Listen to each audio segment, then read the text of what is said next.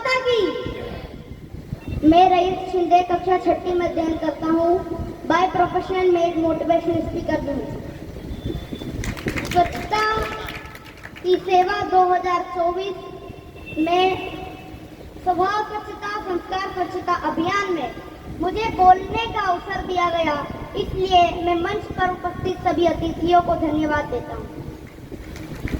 स्वच्छता तो बहुत ही मूल्यवान है यह स्वच्छता, क्योंकि अगर हमारा हमें मन साफ रखना है, बॉडी साफ रखना है, तो हमें स्वच्छता बहुत जरूरी होती है।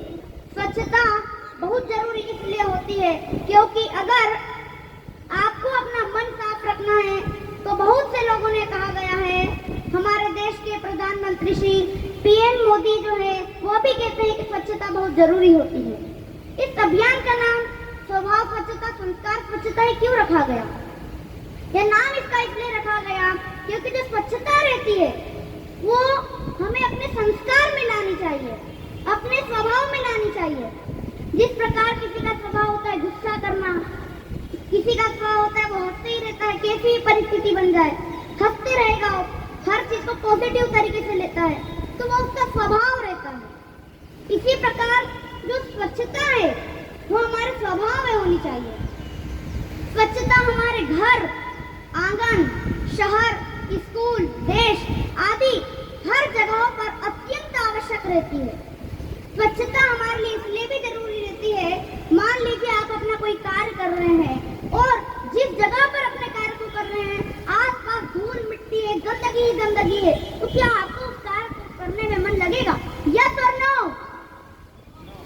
नहीं लगेगा ना। मन इसलिए लगेगा क्योंकि आपका जो माइंड रहता है वो आपका माइंड इन्वायरमेंट पे डिपेंड रहता है।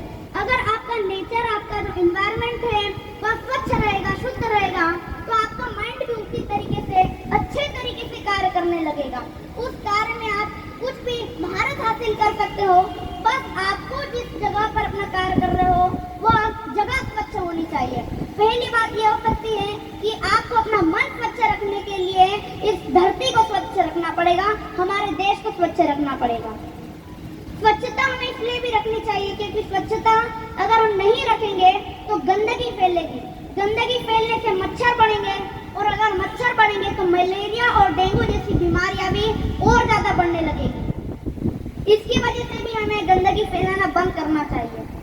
आप देख सकते हैं जो चिड़िया रहती है, वो चिड़िया जब अपना घोंसला बनाने के लिए चारा लाती है, घास लाती है, तब वो जो चारा ढूंढ के लाती है तो ढूंढती है परंतु ऐसा चारा लाती है जो बाद का जो टाइम रहेगा वहां भी वो काम दे, ऐसा वो चारा लाती है। स्वच्छ चारा बनाती है और जब गंदी हो जाती है तब वो पानी में और धूल में भी नहाती है, वह खुद भी नहाती है, जबकि वो तो चिड़िया है उसमें इतनी समझ नहीं होती फिर भी नहाती है क्योंकि उसे स्वच्छ रहना होता है।